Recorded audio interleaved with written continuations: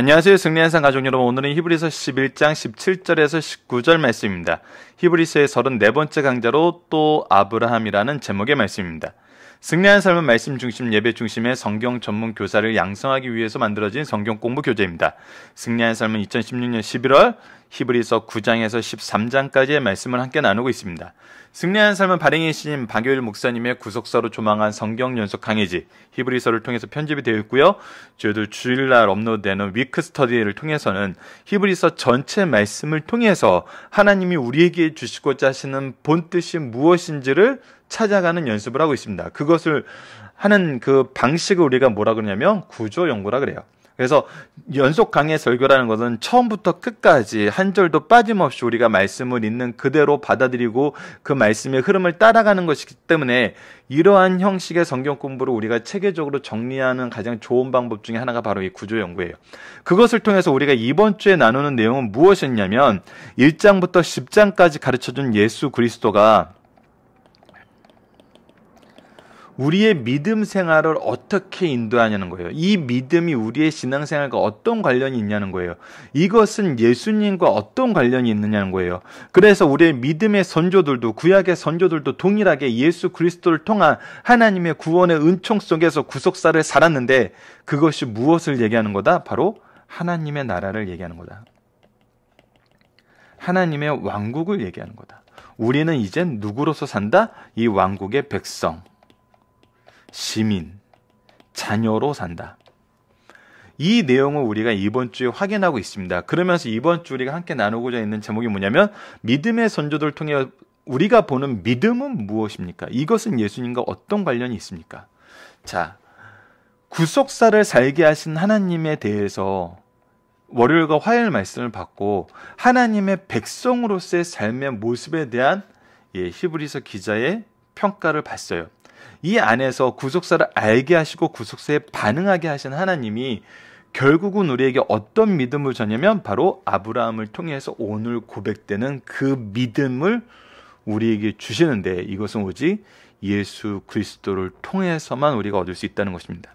그래서 히브리서 11장과 우리가 이번 주말에 업로드되는 보충교육을 통해서 사도행전 7장 말씀을 함께 볼 건데 이 두 가지의 말씀이 함께 우리가 상고함으로써 얻는 유익이 뭐냐면 히브리서 11장은 이 믿음에 대한 반응이 나와 있다면은 사도행전 7장은 이 믿음을 갖게 하는 것 과정을 설명해 주는 것에 포커스가 맞춰져 있어요. 그래서 이 믿음을 어떻게 아브라함을 통해서 이루셨는지 그리고 이 믿음이 아브라함으로 하여금 어떻게 반응하게 했는지를 우리가 본다면은 더욱더 깊은 이해를 가지고 우리가 이 말씀을 받아들일 수 있고 이 말씀을 가르칠 수 있다는 거예요. 이 믿음을 계승하게 할 수 있다는 거예요. 그것이 바로 승리하는 삶이 영생의 말씀을 누구에게 배워 누구에게 가르칠 것이라는 이 구속사의 계승적인 측면에서 말씀 중심, 예배 중심을 가르치는 이유이며 그 내용을 설명해 줄 수 있는 가장 좋은 내용이고 이것은 우리가 성경 속에서 온다는 거예요. 이것을 우리가 오늘 말씀을 통해서도 한번 확인해 보도록 하겠습니다. 자, 아브라함 이전의 믿음의 선조들을 통해서 구속사를 깨달았고 아브라함과 사라가 이 믿음 안에서 어떻게 반응하게 하심을 보여주면서 하나님 백성됨을 가르쳐줬어요.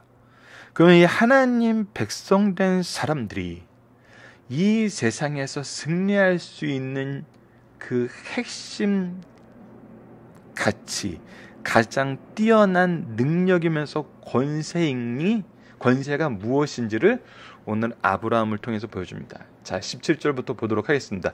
아브라함은 시험을 받을 때, 하나님께서 아브라함을 시험하셨어요. 근데 이 시험에 아브라함은 무엇으로 반응하게 됐어요? 오직 믿음으로 반응하게 됐어요. 우리가 하나님 안에서 모든 상황에 반응하는 가장 핵심적인 내용은 바로 믿음이에요.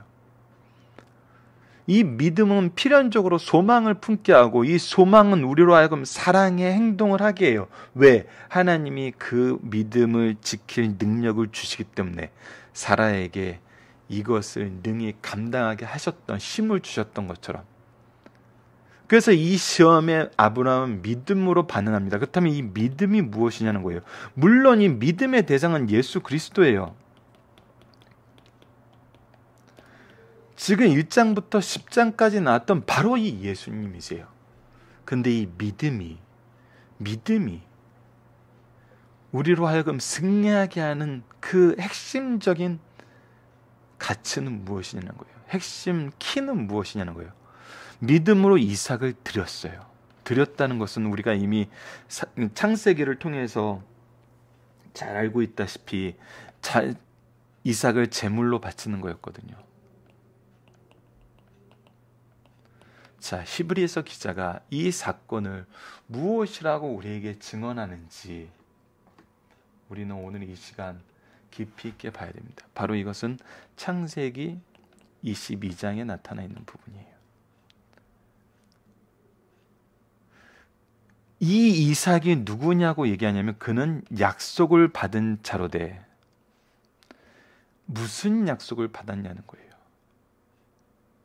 여러분, 이 약속에 대해서 얘기할 때 우리가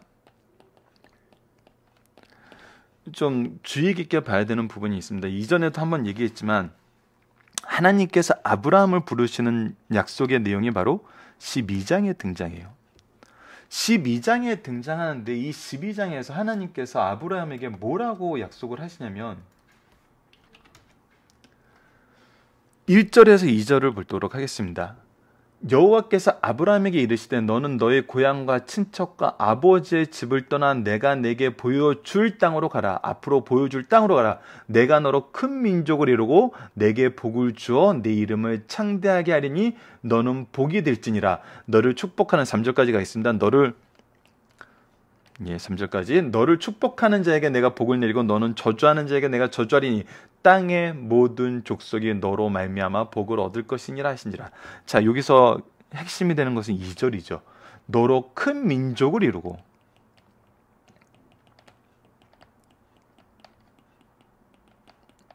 자, 너로 큰 민족을 이루고라는 이 말에 대한 아브라함의 반응은 바로 4절과 5절에 나타납니다. 무엇이냐면 조카 롯을 데리고 가죠.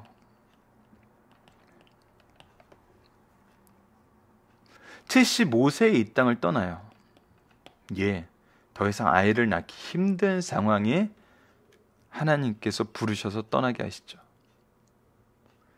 그때 조카 롯을 데려갔다는 것은 어떤 의미냐면 바로 나의 상속자, 나의 후계자, 나의 양 아들로 조카 롯을 생각하고 있었다는 거예요. 근데 하나님께서 어떻게 해요? 13장에서 롯을 떠나게 하세요. 롯은 아니다라고 얘기하는 거예요. 이때 다시 15장에 하나님께서 나타나셔서 아브라함과 언약을 맺으려고 합니다. 이때 아브라함이 2절에서 먼저 뭐라고 얘기하냐면 엘리에셀이 있습니다. 저의 종입니다. 충성스러운 종입니다. 이 사람을 통해서 상속하겠습니다. 그랬더니 하나님께서 3절에서 뭐라고 얘기하냐면 아닙니다. 4절에서 뭐라고 얘기하냐면 여호와의 말씀이 그에게 임하여 이르시되 그 사람이 내 상속자가 아니라 내 몸에서 날 자가 내 상속자가 되리라. 분명히 내 몸에서 날 자가 상속자가 된다고 얘기합니다. 자, 이것은 무엇으로 이루어지냐면 엘리에셀도 아니라는 거예요. 근데 16절에서 죄송합니다. 16절에서 어떠한 상황이 발생을 하죠? 바로 사라의 이전임 사레가 태가 끊긴 것을 경험합니다. 그래서 누구를 보내죠? 그의 몸종 하갈을 통해서 이스마엘을 얻습니다. 이스마엘을 얻을 때 아브라함의 나이가 86세였어요. 그런데 하나님께서 17장에서 아브라함이 99세일 때, 즉 13년 후에, 여러분 13살이면 이제 중학생 올라가는 나이예요. 성년이었을 때죠. 성년식을 할 그때예요. 그때 하나님께서 아브라함에게 다시 뭐라고 하시냐면 네 아내 이름을 사레에서 사라로 불러라. 여러 민족의 어머니가 될 것이다. 즉, 이 사라를 통해서 난 그 씨로 말미암아 하나님의 언약이 이루어질 거라고 17장 16절에서 18절에 말씀하십니다. 그리고 나서 이 언약의 증표로 할례를 행하게 하세요.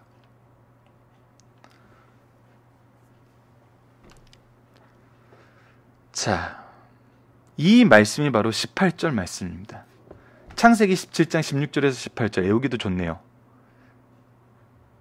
17장 16절에서 18절과 히브리서 11장 18절. 그에게 이미 말씀하시기를 내 자손이라 칭할 자는 이삭으로 말미암음이라 하셨느니라. 사라를 통해서 태어난 그 아들을 통해서 하나님께서 12장에서 약속하셨고 15장에서 갱신하셨고 17장에서 말씀하신 그것을 이루시겠다고 얘기하셨어요. 자, 근데 22장에서 이 아들을 바치라고 하세요. 죽여라라고 하세요. 죽어야 된다고 하세요. 그때 하나님을 통해서 하나님께서 이 부분을 봐야 됩니다. 12장에서 17장까지 이어지는 이 말씀을 통해서 아브라함으로 하여금 하나님을 믿게 하는데 어떻게 믿게 하세요? 어떤 믿음을 주세요? 예, 그 내용에 대한 설명이 바로 19절입니다. 그가 하나님이 능히 이삭을 죽은 자 가운데서 다시 살릴 줄로 생각한지라. 누구를? 이삭을. 하나님께서 사레를 통해서 태어난 이 아들을 하나님이 약속하신 그 아들이라고 얘기를 해줘요. 그리고 나서 이름을 이삭이라고 해요. 이것은 무엇이냐면 하나님께서 네가 웃을 것이라는 이 말씀에 대한 내용으로 이삭이라는 것은 웃음의 뜻이에요. 바로 하나님께서 그 약속하신 그 아들이라는 것을 얘기를 해요. 근데 이 아들이 하나님의 언약의 약속의 증표가 된 이 아들이 죽어요. 하나님의 약속이 하나님의 뜻과 충돌되는 것 같아요. 하나님이 말씀하신 것과 하나님이 이전에 말씀하신 것과 지금 약속하시는 것이 충돌되는 것 같아요. 이 아들이라 그랬는데 왜 이 아들을 죽이냐는 거예요. 그때 하나님의 언약의 신실하심 속에서 아브라함이 받은 믿음, 가진 반응한 이 믿음의 핵심 내용은 뭐였냐면 그를 죽은 자 가운데서 도로 받을 것이라는, 예, 이것이 뭐예요? 바로 부활신앙인 거예요.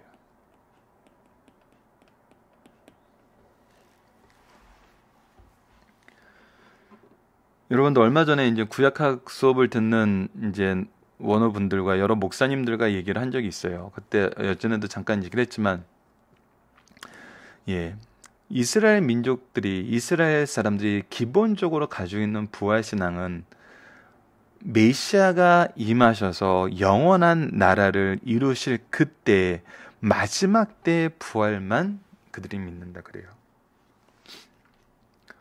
근데 이것이 창세기하고도 맞지 않는 게 바로 이 아브라함의 이 부활 신앙에서 드러나거든요. 이삭이 아직 후사가 없어요. 야곱을 낳지 않았어요.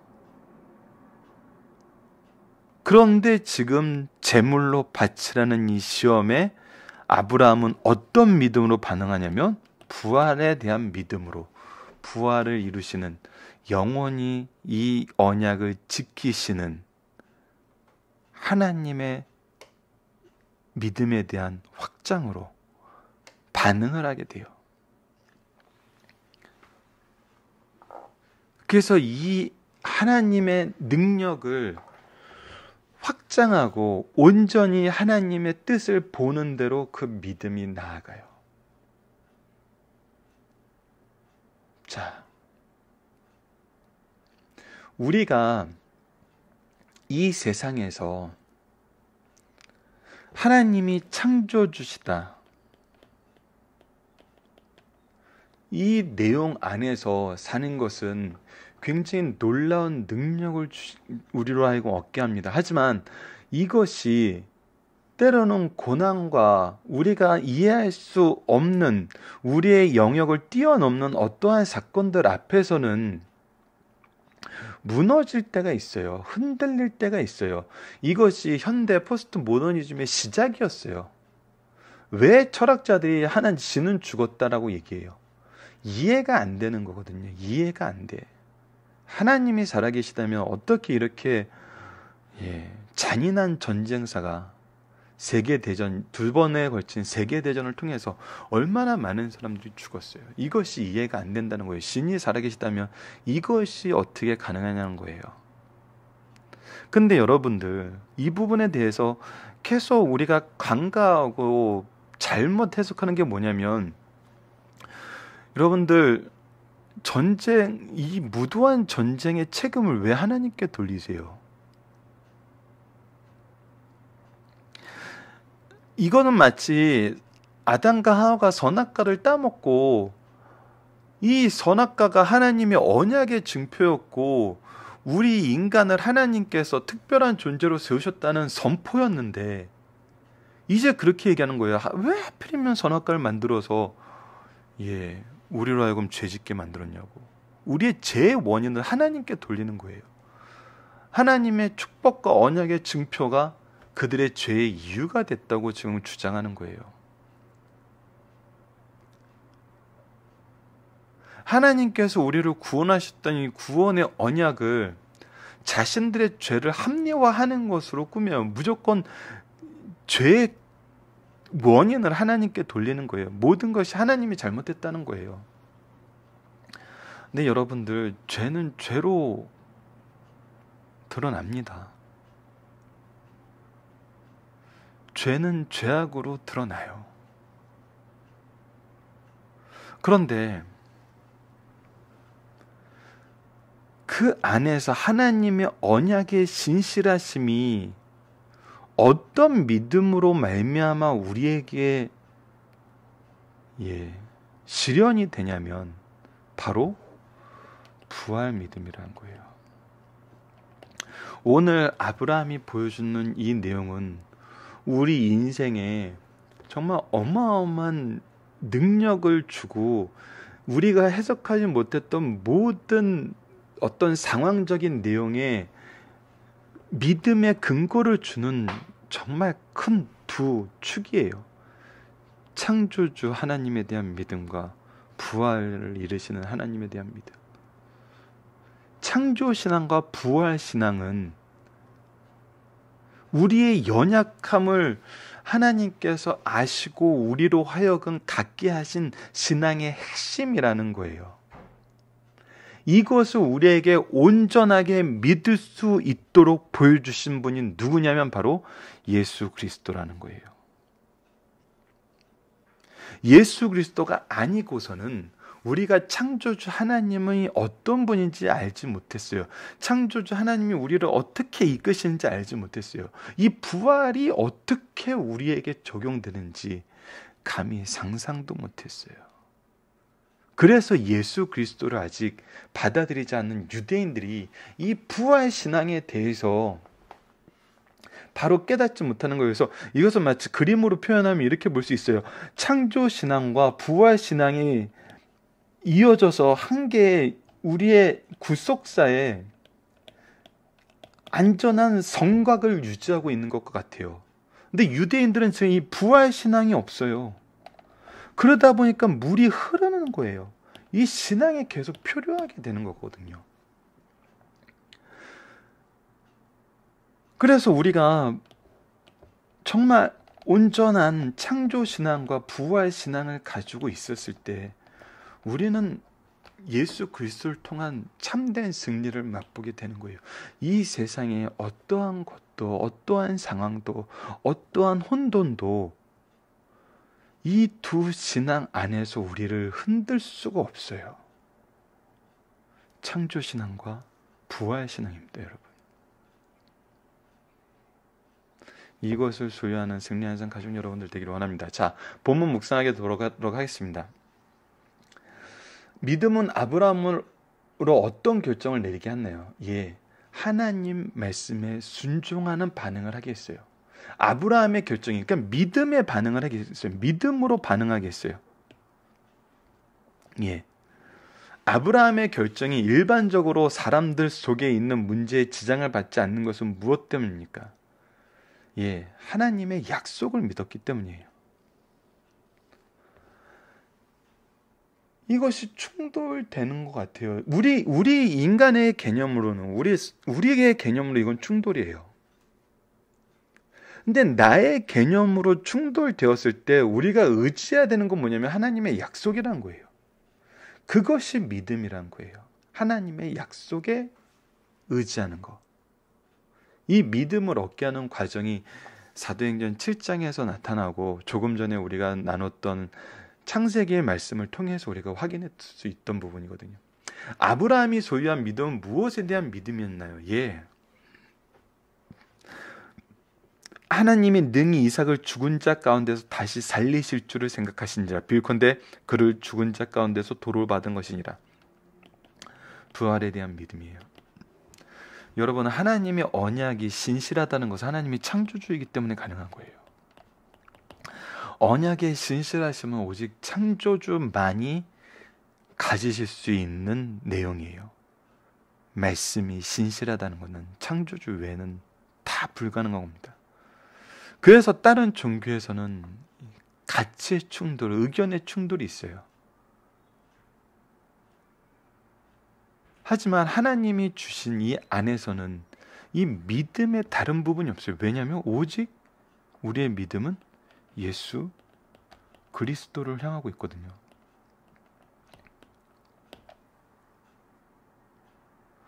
자, 부활에 대한 유대인들의 역사적 인식이 왜 틀렸냐 하는 것은 조금 전에 제가 잠깐 말씀드렸던 것 같아요. 예수 그리스도의 부활을 못 믿어요. 사도행전 4장에서도 예수 그리스도 안에 부활이 있다는 그 내용이 싫어서 베드로와 요한을 잡아서 신문하거든요. 아까도 얘기했다시피 못 믿어요. 그런데 아브라함을 보면은 분명한 믿음이 있었다는 거예요. 이 이삭을 통해서 하나님이 큰 민족을 이루시겠다는 이 약속을 맹세하셨어요. 이거에 대한 증표까지 주셨어요. 그런데 왜 이 말씀이 꺾이는 상황으로 가는 것을 보고 내가 두려워해야 되느냐는 거예요. 하나님 안에선 어떠한 것도 불가능이 없다는 거예요. 그 말씀이, 그 믿음이 우리에게 무엇을 가르쳐주냐면 부활의 믿음을 가르쳐줬다는 거예요. 예수 그리스도의 부활의 대속을 보게 하셨다는 거예요. 자, 중심 사상을 보도록 하겠습니다. 아브라함은 인간으로서 감당하기 어려운 시험을 받았어요. 이건 감당하기 어려워요. 하나님은 이삭으로 말미암아 메시아를 탄생시킬 것을 약속하셨어요. 그 약속을 믿고 여러 해 동안 소망을 간직하며 살았는데 이삭을 번제로 드리라면 약속이 어떻게 실현되냐는 거예요. 오히려 이 명령은 어기는 것이, 하나님이 원래 나에게 주셨던 명령을 지키는 것이 되지 않겠냐는 거예요. 그래서 어길 수도 있었어요. 믿음으로 반응하지 않을 수도 있었어요. 불순종으로 반응할 수 있었어요. 이것이 인간적으로 얼마나 힘들었냐면, 더 고통스러운 것은 너의 손으로, 아버지의 손으로, 아브라함의 손으로 번제를 드리라는 거예요.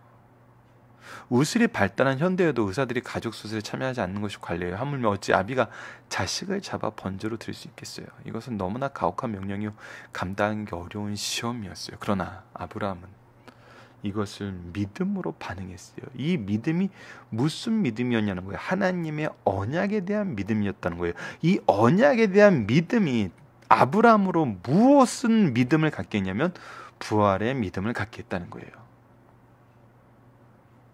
하나님의 약속을 의지하면 너무나 당연하게 부활의 믿음으로 우리의 믿음이 나아감을 반응하게 되면 우리에게 보여줘요. 즉 하나님은 창조와 부활의 믿음을 가르치는 것이 핵심이었다는 거예요. 하나님의 명령과 나의 뜻이 충돌될 때 나의 뜻을 버리고 하나님의 뜻을 따르는 것은 너무나 당연해요. 복의 근원으로 삼겠다는 약속과 바치라는 명령이 상호 충돌될 때 어느 것을 따르겠어요? 예, 그거 다 따르면 돼요. 분명한 것은 하나님이 상호 모순되나 충돌되는 명령과 약속을 하지 않으신다는 거예요. 하나님께서는 모순이 없어요. 충돌되는 게 없어요. 약속이 번복되는 게 없어요. 이것이 그래 보이는 것은 우리의 인간의 한계로 하나님의 방법을 평가하기 때문이에요. 우리의 기준으로 하나님을 끌어내리기 때문이에요. 이것이 근데 죄라고 얘기하고 있잖아요. 이것이 죄라는 거예요. 다시 한번 강조하게 되는 게 로마서 10장 2절로 3절이요. 하나님에 대한 열성이 있는데 하나님에 대한 지식이 없어요. 그런데 아브라함은 하나님을 아는 지식으로 말미암아 믿음이 하나님이 주고자 하시는 모든 언약의 풍요로움으로 가게 만들었어요. 그래서 이 어마어마한 괴로움이 더욱더 놀라운 축복과 하나님과의 진한 교제로 하나님의 능력의 풍요로움을 맛보는 것으로 나아가게 됐어요. 인간의 지혜로는 충돌이지만 하나님께는 문제될 것이 없다는 거예요. 약속도 유하고 명령도 유해요. 아브라함은 어떤 입장에든지 명령을 따르기로 하였고 실행에 착수하였어요. 이것이 바로 믿음으로 반응하는 모습입니다. 믿음에 의해서 이 세상을 살아가는 모습이에요. 그것은 창조신앙과 부활신앙이라는 이 큰 축 안에서 예수 그리스도의 구속을 보는 거거든요. 자, 여러분들 살펴보기 정답은 카페를 통해서 확인해 주시고요. 적용하기를 보도록 하겠습니다. 우리가 신앙생활할 때 서로 충돌되는 지점은 없는가? 가정과 교회의 문제, 직장과 교회의 문제, 개인과 교회의 문제 등 교회를 중심으로 서로가 충돌되는 이유는 무엇일까? 이것을 바르게 해결하는 방법은 무엇인가요? 여러분들 한국 사회가 지금 정치적으로 많이 혼란스러워지고 있습니다. 이것에 대해서 여러 계층의 나름대로의 정말 기준이 있는 분들을 만나고 얘기를 하면서 제 생각도 점점 확장되고 있어요. 그러면서도 더욱더 간절해지는 것은 이것이 과연 말씀에 근거한 것인가를 더욱더 간절히 바라보게 된다는 거예요. 우리 승리한상 가족 여러분들이 이 시점에서 이것을 같이 나눴으면 좋겠어요. 우리에게 창조와 부활 신앙이 있다는 것은 죄악으로 말미암아 혼란해진 세상 속에서 무엇을 의지하게 만드냐는 거예요. 세상을 보면 신이 없다라는 고백이 나올 수밖에 없어요. 하지만 이때 하나님의 약속을 보면은 하나님의 놀라운 역사를 경험하게 된다는 겁니다. 오늘 아브라함의 믿음이 우리에게 주는 또 다른 교훈은 바로 이거거든요. 또 다른 적용점은 이거예요. 말씀을 보고 그 시대를 우리가 말씀을 통해서 봤을 때 이 시대가 더욱더 은혜가 충만한 시대라는 걸 느끼는 것은 우리가 단순히 이야기식으로 바라보았던 이 성경 말씀이 현 시대에 하나님의 약속에 근거하여 우리에게 주는 놀라운 교훈과 은혜가 너무나 깊다는 것을 깨닫게 되는 그 시점이에요. 단순히 성경에 나와 있는 옛날 이야기가 아니라 지금 현재 우리의 삶에 믿음으로 반응하게 하시는 하나님의 역사와 은혜가 있다는 거예요. 그것을 통해서 하나님의 살아계심과 하나님의 창조주 되심과 이 부활의 신앙을 예수 그리스도를 통해서 우리에게 주시는 하나님의 방법의 오묘함과 깊이를 경험하게 된다는 거거든요. 여러분들 지금 이 시점에서 회개하시고 하나님께서 회개하는 자의 기도를 들으심을 믿고 이제 하나님의 뜻이 우리를 향한, 우리 가정을 향한, 우리 교회를 향한, 이 사회를 향한, 한국 이 나라를 향한 하나님의 뜻이 말씀을 안에서 말씀을 가지고 의지하고 기도하는 우리의 기도를 통해서 어떻게 변화되는지 보세요. 분명한 하나님의 응답이 있습니다. 하지만 기도하지 않으면, 하지만 말씀으로 우리가 이것을 바라보지 않으면 하나님의 응답과 은총이 우리의 삶을 주관하고 있음에도 불구하고 하나님을 외면하게 돼요. 우리는 오로지 말씀을 기초로 기도함으로 우리의 모든 삶과 행동이 하나님과 함께하는 그런 삶이 되어야 할 것입니다.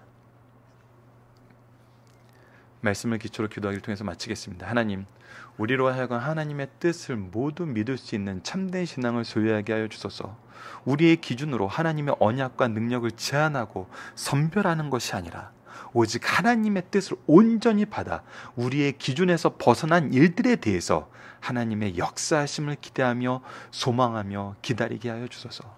이때 아브라함에게 역사하셨던 하나님의 역사가 우리에게 임할 때 기쁨의 찬양을 드리게 하여 주시고 우리의 삶이 세상을 향한 하나님의 증거가 되는 영광을 누리게 하여 주소서. 예수님 이름으로 기도드립니다. 아멘.